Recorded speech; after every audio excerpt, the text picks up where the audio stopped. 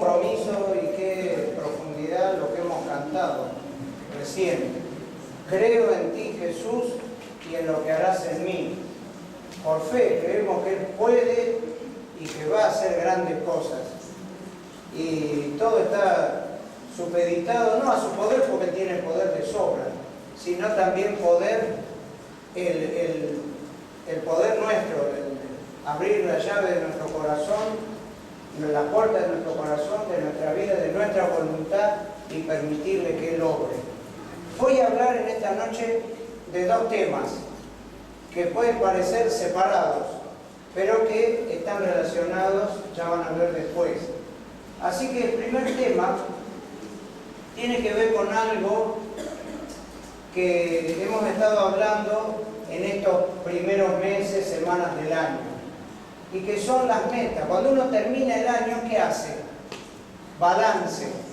Hace un examen de todo lo que fue el año, de lo que hice, de lo que no hice, de lo que me salió bien, de lo que salió mal, de lo que me quedó pendiente. Y cuando empieza el año, nos ponemos a pensar en todas las metas, los propósitos, las cosas que queremos alcanzar o lograr en el nuevo año. Como iglesia, también tenemos metas y propósitos. Y esto es lo que voy a hablar en la primera parte de la charla de hoy. Como iglesia, ¿cuál es la visión que nosotros tenemos para este año? Esto lo hemos hablado en la última reunión del año 2016. Ya lo tengo todo anotado. Cuando hicimos una reunión de miembros, dijimos cuál era la visión para el mediano plazo. O sea, 2 años, 3 años, 4 años como iglesia. Y hoy quiero refrescar eso, para que ustedes sepan y para que todos tengamos bien presente cuál es la visión que tiene la iglesia para este tiempo, para estos años que Dios nos permite vivir. Hay un proverbio, no lo busquen, yo se lo leo, 29:18, que dice: donde no hay visión, el pueblo se extravía. Dichosos los que son obedientes a la ley. Donde no hay visión, cuando uno no tiene claro a dónde va y no sabe el rumbo, entonces se puede llegar a extraviar y a perder el camino. Quiero que pongamos la primera diapositiva, en donde vamos a tener algunas definiciones de lo que es visión, visionar algo. Visión, en esta primera definición, dice así: es vislumbrar el escenario futuro de lo que deseamos alcanzar y que está en consonancia con la voluntad de Dios, con lo que Dios quiere para su iglesia. No es una visión que se le ocurre a Jorge, a Marcos, a Ariel, y que no tiene nada que ver, está descolgada de la palabra de Dios. ¿Se dan cuenta? Es la visión que Dios tiene, y nosotros, que tratamos de estar en sintonía con Dios, vislumbramos para el futuro. La otra, por favor. Es apuntar, visión es apuntar hacia lo que queremos llegar a ser como iglesia. Como les decía recién, en el corto, en el mediano o en el largo plazo. Es apuntar hacia algo. Y en tercer lugar, la otra definición es tener un sentido, eso es tener visión. Los visionarios, cuando usted ve que hay alguien que fundó una empresa y que fue un visionario porque pegó justo en la tecla de lo que faltaba o en lograr grandes cosas, esas personas tenían un sentido de dirección que les permitía ver anticipadamente lo que iba a venir. En esto entra a jugar ¿qué cosa? Ver con anticipación lo que vendrá, la fe. Y esa fe también es dada por Dios.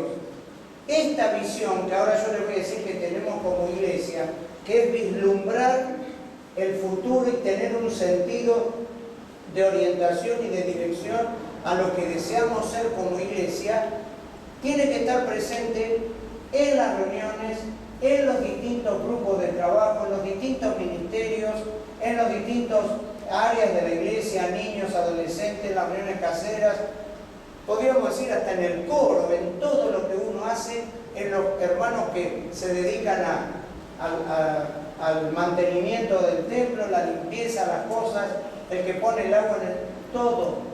Todo tiene que estar apuntando y orientado armónicamente a la visión que Dios nos quiere dar. ¿Cuál es la visión? Una anterior. Bueno, deja entonces la iglesia tiene esta visión que la hemos armado sintetizando en una frase. Y la frase dice, la visión de nuestra iglesia, podríamos decir, es ser una iglesia de fervientes discípulos de Jesucristo, transformados y capacitados por la palabra de Dios y por el Espíritu Santo. ¿Para qué? Para formar nuevos discípulos que adoren al Señor en unidad y comprometidos con la iglesia local. Esta es un poco largo, pero la vamos a ir analizando, desglosando frase por frase. Dijimos, es una iglesia, y esta es la primera, de discípulos de Jesucristo. Esta iglesia tiene que estar formada por discípulos de Cristo, no por seguidores de una persona. No es la iglesia de Pedro, la iglesia de Roberto, la iglesia de Juanita, es la iglesia de Jesucristo. Y los discípulos son discípulos de Jesucristo. No es que nosotros estamos haciendo prosélitos de los evangélicos, de una secta evangélica tampoco. Son discípulos lo que nosotros intentamos formar, discípulos de Jesucristo. Jesús dijo en Mateo 28, por tanto, vayan por todo el mundo y hagan discípulos, predicándoles, enseñándoles, bautizándolos. ¿No es cierto? Es la orden, es el gran mandamiento, la gran comisión del Señor Jesucristo. Vayan por todo el mundo y hagan discípulos, discípulos de Jesucristo. El discípulo de Jesucristo no es solamente alguien que lo conoce, alguien que lee la Biblia, alguien que hace un curso o que va a un instituto bíblico. Es alguien que tiene una relación personal con el Maestro, con Jesucristo. Es alguien que lo conoce íntimamente, alguien que abrió el corazón, alguien que algún día fue por primera vez, como dijera recién la chica cuando dirigieron, fue a la cruz de Cristo y ahí encontró al Salvador de su vida, le abrió el corazón, permitió que esa sangre de Jesús limpie su vida y ahora es un discípulo de Cristo. Empezó por donde tenía que empezar, entró por la puerta, está en el camino verdadero, porque recibió a Jesucristo en su corazón, discípulos de Jesucristo, personas que lo conocen a Él, que lo aman, que lo sirven, que lo imitan, que lo adoren, que lo obedecen y que testifican, hablan de Cristo.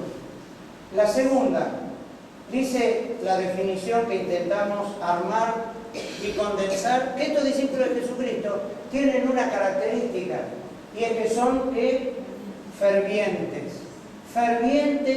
seguidores y discípulos de Cristo.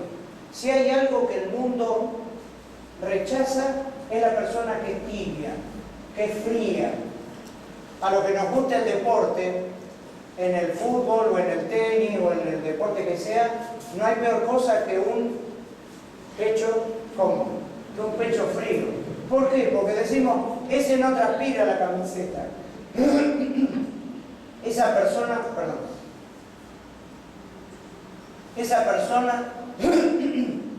no es apasionada, no pone todo lo que tiene que poner. Ferviente viene de tener fervor. Fervor viene de la palabra hervir. Fervor es hervor. Una persona ferviente es alguien que está hirviendo, que tiene pasión, que pone el corazón en lo que hace. que no es un apático, una persona que lo hace a desgano. Cuando uno abraza la fe, lo hace con tal intensidad que no puede ser tibio. Por eso dice el Evangelio, o es frío o es caliente. Pone devoción, intensidad en el sentimiento hacia lo espiritual, entusiasmo y ardor para hacer las cosas, apasionados. Alguien que me lea, por favor, Romanos, capítulo 12, versículo 11.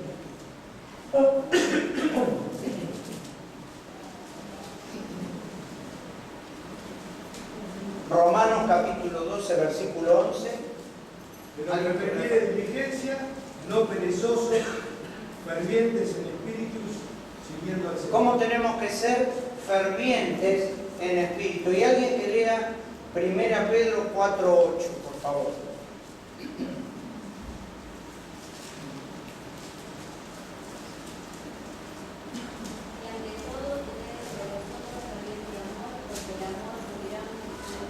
Muy bien, ¿cómo tiene que ser el amor entre los hermanos?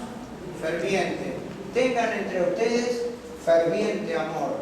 La próxima, por favor. La otra característica es que los discípulos de Jesucristo tienen que estar transformados, o ser transformados y capacitados.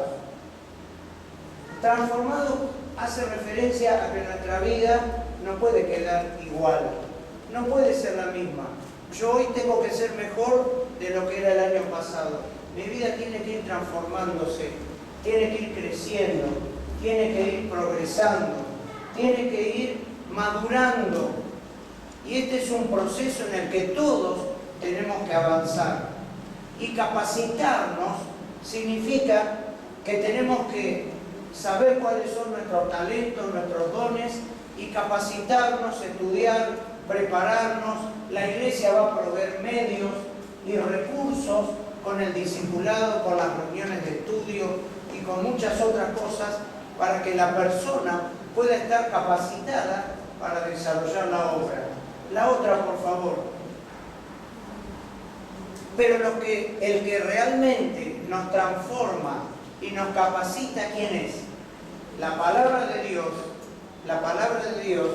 y el Espíritu Santo. En la palabra de Dios encontramos el alimento de nuestra vida. Encontramos lo que necesitamos para ser edificados. Aprendemos a ser obedientes por la palabra de Dios. Y el Espíritu Santo es el que nos provee los dones, el poder, la sabiduría, la fortaleza, etcétera, etcétera. Hechos 1:8 dice, pero recibirán poder cuando haya venido sobre ustedes el Espíritu y me serán testigos.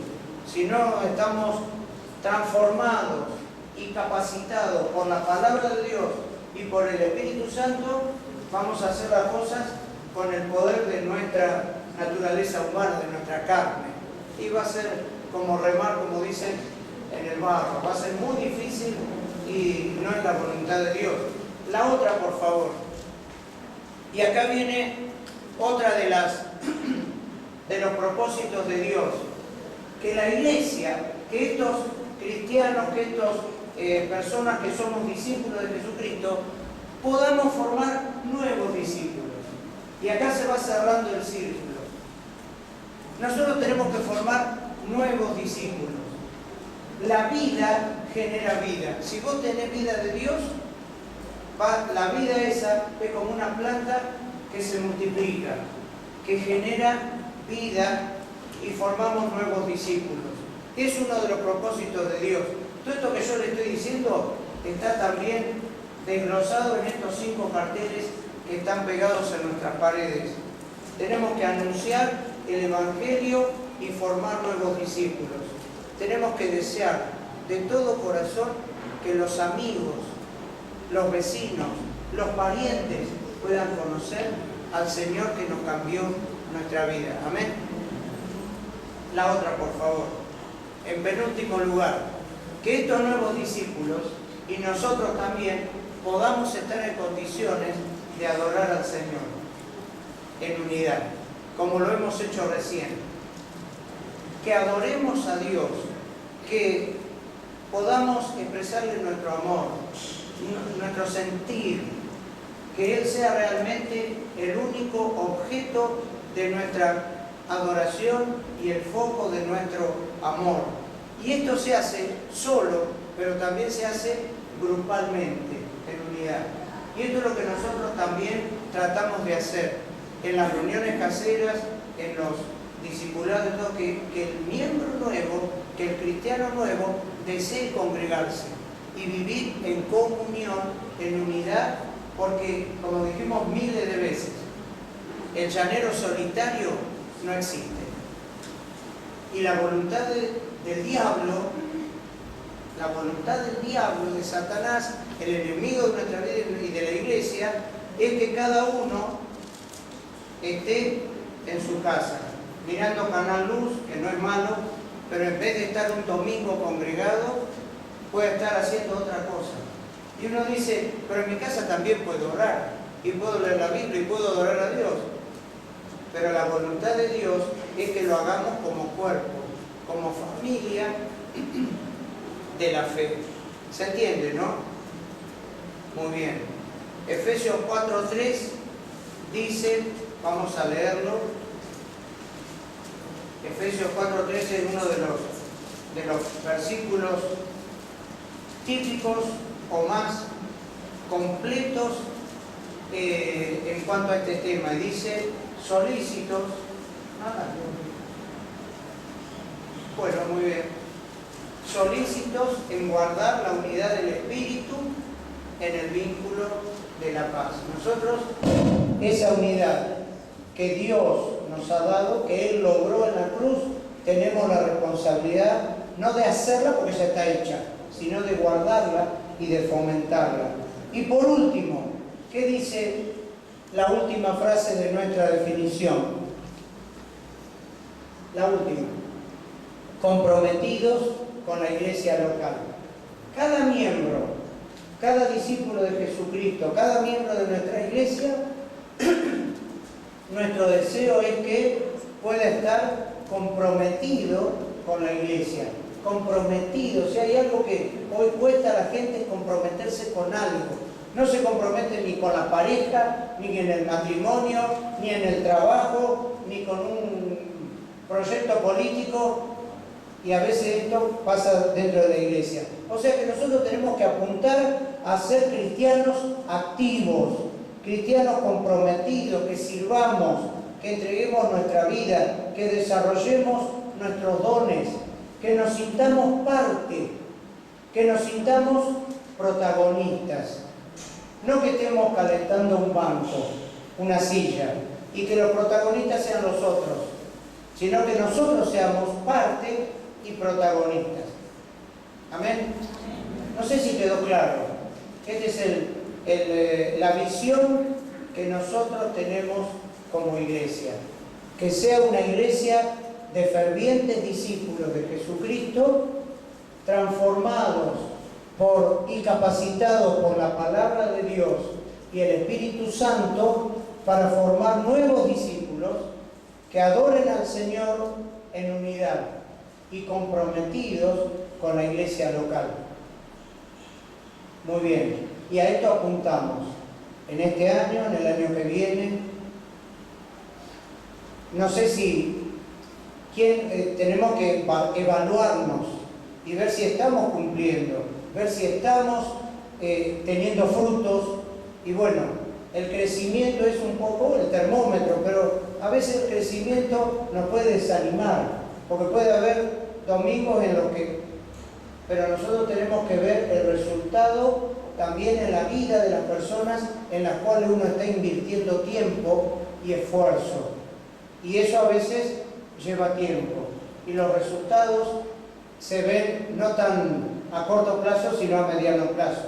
Bueno, y pasamos a la próximo tema. Y yo quiero hacer acá, después de haber hablado de esto, quiero hacer dos aclaraciones importantes. La primera es esta aclaración, que la obra ¿de quién es? De Dios. La obra de Dios, todo lo que es el servicio y la predicación y los ministerios, y no solamente la obra de Dios en esta iglesia local de calle Italia 32, sino en la iglesia de Dios en todo el mundo, que está desparramada en todas las naciones. ¿De quién es? De Dios. Y un concepto que nos dijo el pastor José Polasiri cuando él vino hace un par de años, me acuerdo que él decía esto, que me pareció medio que me chocó, que nosotros no trabajamos para Dios, no somos empleados de Dios, porque llegamos a pensar que sí, que nos tenemos que poner las pilas, porque nosotros somos los que llevamos adelante la obra de Dios, y somos los que tomamos la iniciativa, y tenemos que hacer esto y aquello, y nos está faltando tal cosa, entonces vamos a tener que... ¿Me entienden? No somos nosotros. La obra es de Dios. Puede parecer así, pero no es así. Nosotros no trabajamos para Dios, sino que trabajamos con Dios. Trabajamos con Dios. Dios nos da el privilegio y nos da la oportunidad de ser colaboradores suyos en su obra. Nos da la posibilidad de acoplarnos a lo que Él ya está haciendo. Dios está activo, Dios está en marcha y Él tiene planes y propósitos con su iglesia y Él da las instrucciones. ¿Quién da las instrucciones? ¿El pastor? Uno puede ordenar un poquito, pero el que da las instrucciones es Dios en su palabra. Así que la obra es de Dios. Él es el que trabaja. Por ese motivo, y yo le voy a decir, no sé, no los conozco bien a todos, ¿qué me decir? Los conozco bien a todos. Pero a lo mejor hay alguno que no los conozco. Ahí puede haber alguno acá, o que no esté acá, que sea un poco impaciente. Pero queremos esto, queremos aquello, queremos... ¿Qué vamos a hacer de acá adentro? ¿Qué vamos a hacer con esto, con aquello? Y uno no tiene todas las respuestas. Y le quiero dar una buena noticia. Dios, como la obra es de Él no nos revela todo el plan de una. ¿Me entienden? Él lo va revelando paso a paso, de a poco. Me viene a la mente cuando el profeta Samuel tuvo que ir a elegir rey. Primero con Saúl, después cuando lo eligió al rey David. Fue a la casa, Dios le dijo que vaya a la casa de Isaí, que era el padre de David, que Dios le iba a decir ahí quién era el que... Y él se puso en movimiento, llevó todas las cosas que necesitaba para, cuando lo encontrara, ungirlo como rey, tener ahí una mini ceremonia. Y entonces, cuando llegó a la casa y lo llamó a todos, venís ahí, venís, trae a todos los hermanos, no esperó que Dios le dijera a ver quién iba a ser. Entonces había uno alto, ahí rubio, de ojos celestes, y dice, este es.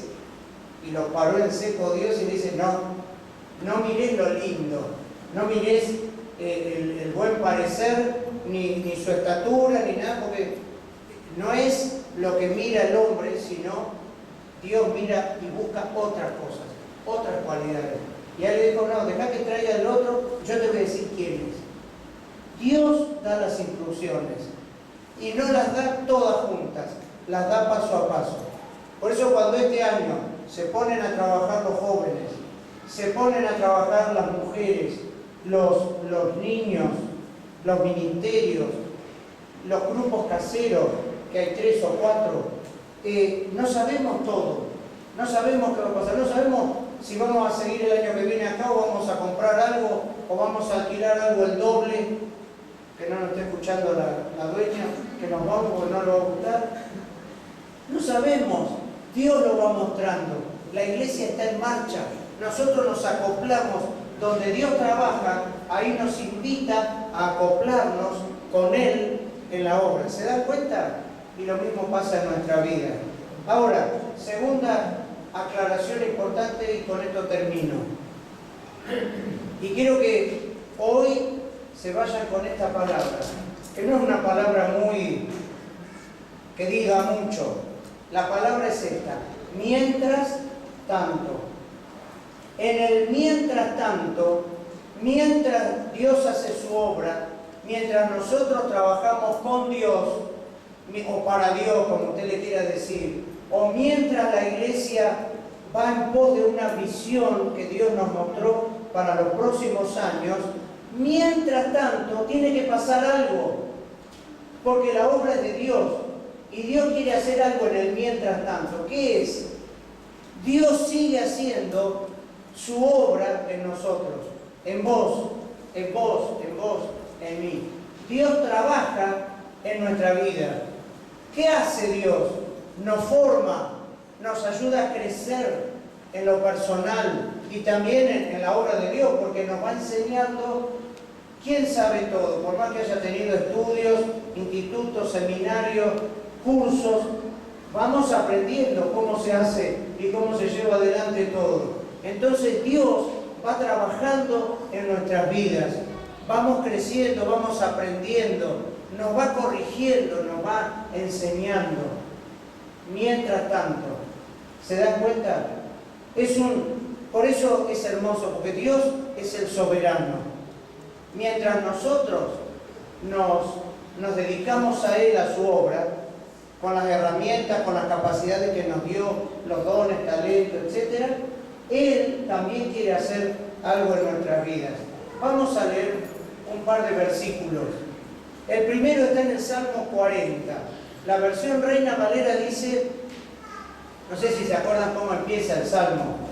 Dice, pacientemente esperé al Señor y Él se inclinó hacia mí y me tomó y me hizo sacar del pozo de la desesperación, del barro cenagoso. Y dice después, puso mis pies sobre peña, sobre la roca firme y enderezó mis pasos. La versión Nueva Traducción Viviente, miren qué lindo como dice, puso mis pies sobre suelo firme y a medida que yo caminaba, me estabilizó. Yo subrayé esto. A medida que yo caminaba, me fue estabilizando. No es que me puso, Dios te sacó del barro, del pozo, y te plantó y listo, y ya está. Sino que vos tenés una vida cristiana, una vida nueva, ahora estás en movimiento, y a medida que vos caminás, Dios va haciendo una obra en vos. El otro versículo, por favor. Juan capítulo 20 relata después que Jesús murió y fue sepultado, que siendo el primer día de la semana, domingo, fue una mujer, María Magdalena, y fue al sepulcro con otros dos amigos, que eran Pedro y Juan, y entraron, vieron la piedra, vieron cómo era el sepulcro de Jesús. No era una tumba como el cementerio, sino era una tumba cavada en la roca con una gran piedra que la tapaba. La vieron corrida y entraron y no vieron a Jesús y salieron espantados. Y entonces dice que María estaba afuera llorando junto al sepulcro. Ya se había ido Juan y Pedro. Pero miren esto, por eso lo subrayé. Mientras María lloraba, se inclinó para mirar adentro del sepulcro. Y vio a dos ángeles, y léanlo después. Habló con dos ángeles, la consolaron. ¿Y después quién apareció? El mismísimo Jesucristo. Y estuvo así a punto de tocarlo y de abrazarlo, pero Jesús no se lo permitió porque todavía no había ascendido. ¿Qué hubiera pasado si María se hubiera quedado en la puerta llorando, paralizada, por el miedo, por el temor, por la frustración, por la angustia, Jesús muerto, ahora parecía que Jesús lo habían robado, se lo habían llevado? ¿Qué pasaba? Pero dice la Biblia que mientras lloraba, tuvo la iniciativa, la curiosidad, quizás porque era mujer, nosotros a lo mejor no hubiéramos quedado, de mirar adentro. Y vio los dos ángeles y pasó todo lo que pasó. ¿Cuántas veces nosotros nos quedamos en la parálisis? Nos quedamos estancados. El mientras tanto no existe para nosotros. Hacemos de una cosa por vez. Estamos tristes, nos quedamos ahí. Estamos frustrados por algo, nos fue mal. Empezamos un ministerio y no tuvimos el éxito que esperábamos y nos decimos como niños caprichosos, no sigo más, no hago más nada. ¿Cuántas cosas nos han frenado y nos han desanimado a lo largo de nuestra vida cristiana? Estoy con problemas económicos, me echaron del trabajo, ando mal en el hogar, en la familia, me planto y paga las consecuencias mi vida espiritual y la obra de Dios. Hermano, ponete en funcionamiento. Mientras tanto, mientras Dios trabaja en la iglesia, mientras Dios trabaja en tu vida, mientras vos servís a Dios, hay que estar en funcionamiento. Mientras yo caminaba, Dios enderezó mis pasos. Mientras María lloraba, se le ocurrió hacer algo, en vez de estar ahí paralizada por el sufrimiento. Vamos a orar. Acá terminaron los dos mensajes. Yo quisiera que